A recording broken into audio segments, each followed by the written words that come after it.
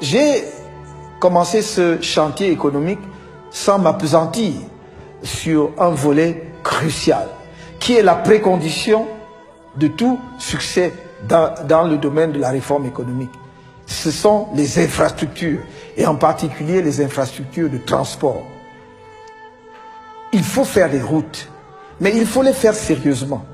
Et il faut les faire au coût réel, au coût moyen que l'on observe sur le marché international et dans d'autres pays. La surfacturation est devenue un sport national au Cameroun. Et donc, cela ne nous permet pas de bitumer, par exemple, autant de kilomètres de route que nous aurions pu, ou d'entretenir autant de kilomètres de route que nous aurions pu, d'ouvrir de nouvelles routes. Or, nous nous engageons, dès lors que nous aurons effectivement la conduite des affaires de ce pays, d'inscrire au minimum 800 milliards de francs chaque année dans le budget de l'État pour les infrastructures de transport. De la sorte, nous pourrons par exemple effectivement construire l'autoroute autour du triangle que l'on connaît, c'est-à-dire Yaoundé, Douala, Bafoussam, Yaoundé, mais avec un prolongement sur Bamenda et également à Douala avec un prolongement jusqu'à Boya-Limbe.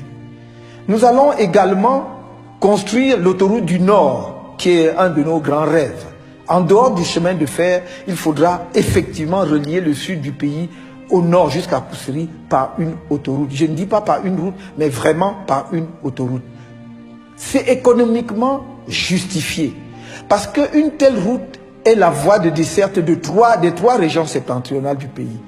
Déjà, même politiquement, c'est défendable, mais économiquement, c'est justifié. Donc, pour approvisionner toutes ces régions en produits venant du port et pour évacuer les productions de ces trois régions vers le sud et d'autres lieux de consommation et d'exportation, il faut, en dehors du train dont nous avons parlé tout à l'heure, une voie routière de niveau international, de niveau au standard, j'allais dire, connu dans les pays que nous regardons avec admiration. Donc, autoroute qui va donc jusqu'à Koussery et qui pourra donc dans les régions du Nord, en fonction de l'importance des localités, se bifurquer sur d'autres localités importantes. Voilà dans le domaine du transport. Et ça, c'est dans le domaine autoroutier. Parce que nous allons construire un certain nombre de kilomètres de routes régionales, de routes départementales. Évidemment, les routes municipales ou communales ou des villes seront à la charge des villes et non plus, comme aujourd'hui, à la charge de l'État et surtout même à la charge des délégués du gouvernement, car il faudra demain des maires élus qui assurent et soient responsables du développement de leur commune. Donc cette question d'infrastructure de transport est vitale. Et nous allons développer cette infrastructure de transport, y compris le transport fluvial. Nous avons beaucoup de cours d'eau dont certains sont navigables, en tout cas sur un certain nombre de tronçons. La Sanaga est navigable sur plusieurs tronçons. Et donc on peut aussi évacuer les produits agricoles, produits le long de la Sanaga ou au bord de la Sanaga, par la voie fluviale, au lieu justement d'utiliser les camions pour les transporter par des détours encore plus longs. Oui, donc il faudra développer ce transport fluvial sur la Sanaga et d'autres cours d'eau. Et dans les villes traversées par des cours d'eau, voir effectivement aussi comment utiliser des moyens de transport fluviaux. Par exemple, pour le transport des populations, on peut parfaitement imaginer qu'en dehors ou en plus du pont sur le Vouri et d'autres ponts qu'on construira sur le Vouri, par exemple, il puisse y avoir le transport d'une rive de Vouri à l'autre, justement par des petites embarcations bien conçues pour les besoins de la cause, ou même pour la plaisance, n'est-ce pas, sur le Vouri. Je sais pas, on peut imaginer, on voit dans diverses villes, pas seulement en Europe, mais même en Afrique, au Caire, vous avez des bateaux niches qui peuvent monter et descendre avec conçus comme des restaurants où les gens peuvent dîner tranquillement le soir. Donc, l'infrastructure de transport va être essentielle. Maintenant, je profite de ce que je suis sur le point de l'infrastructure de transport pour dire que, en liaison avec notre politique d'aménagement du territoire, je vous ai parlé d'une ville nouvelle que nous avons l'ambition de construire dans la zone nord du BAM, c'est-à-dire dans ce qu'on appelle aujourd'hui le BAM-Ekim, dans la zone nord, aux alentours de Yoko, mais un peu part confondue à la ville de Yoko, et au sud de la Damawa. C'est là que nous voulons concentrer toute la perspective, la projection technologique du Cameroun de demain. C'est une ville de futur. Ce sera une ville intelligente, mais ce sera également une ville verte. Dans un pays qui a le massif forestier que nous avons, nous voulons là expérimenter des choses nouvelles. Avec nos variétés, les variétés de nos forêts. Montrer justement que ce que la nature nous a donné généreusement, nous pouvons aussi l'exploiter, améliorer dans le cadre d'un espace urbain. Ce sera une ville de recherche. Ce sera une ville de promotion et de l'innovation technologique. Ce sera également une ville universitaire où effectivement les secteurs de pointe dans le développement et la recherche seront localisés. Mais comme je l'ai dit tout à l'heure, nous avons une politique urbaine.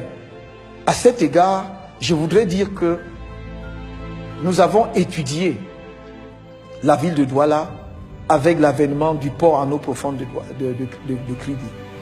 La ville de Douala est une ville qui a toujours vécu depuis sa création autour du port.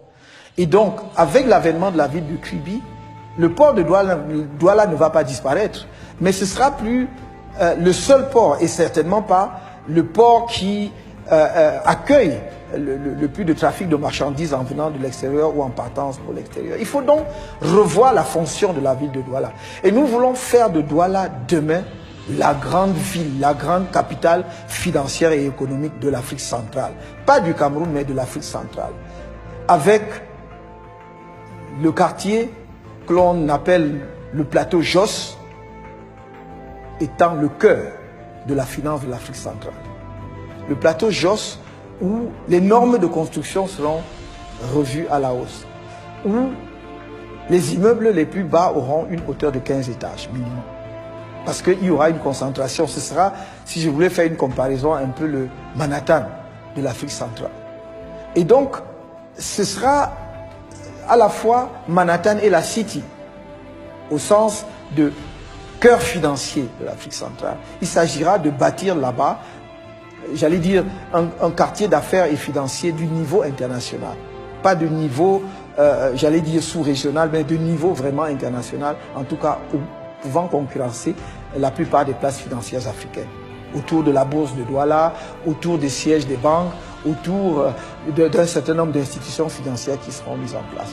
Et capital économique parce que nous voulons aussi que le siège de la plupart des entreprises, des grandes sociétés multinationales et autres soient installés.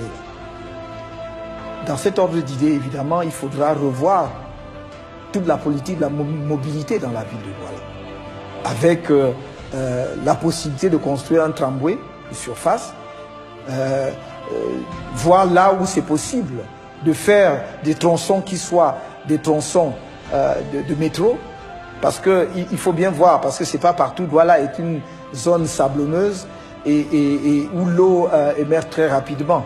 Et donc, si le sol ne permet pas de se lancer dans la construction d'un métro, les ingénieurs le diront, on se contentera d'un tramway de surface. Pour que le transport en commun soulage la ville, n'est-ce pas, des bouchons que l'on observe, et d'ailleurs c'est le cas également à Yaoundé, à cause justement de l'accroissement du parc automobile sans un accroissement parallèle de la voirie. Donc il faudra par ce biais-là, pour Douala d'ailleurs comme pour Yaoundé, justement songer à mettre en place un transport urbain collectif. Pour Yaoundé, qui est encore traversé de part en part, ne serait-ce que de l'université de Soa, enfin de Soa, par où passe le train qui va à Ngaoundéré jusqu'à la sortie sud. Il y a un chemin de fer qui est utilisé seulement à 6 h le matin et à 18 h le soir. On peut imaginer, même de manière provisoire, de mettre en place un système de transport ferroviaire intra-urbain à Yaoundé qui utilise la voie ferrée pendant ces 2 heures. Et cela va soulager les populations grandement. Donc, voilà l'ambition. Et je vous dirais que pour les villes, pour ne donner qu'une illustration, les villes frontalières, comme par exemple Koussery, nous entendons faire un pôle d'attraction. Parce que lorsque vous avez une ville comme Koussery qui est en face d'une capitale comme N'Djamena, ça ne peut pas être une ville quelconque banale. Il faut lui donner un statut de ville camerounaise vitrine qui va permettre effectivement à ceux qui arrivent dans notre pays de voir à travers les structures d'éducation qui seront en place, à travers les infrastructures de tourisme qui seront en place, justement la modernité de notre pays. Dans le domaine de l'économie et de la production, un volet crucial, c'est l'industrie.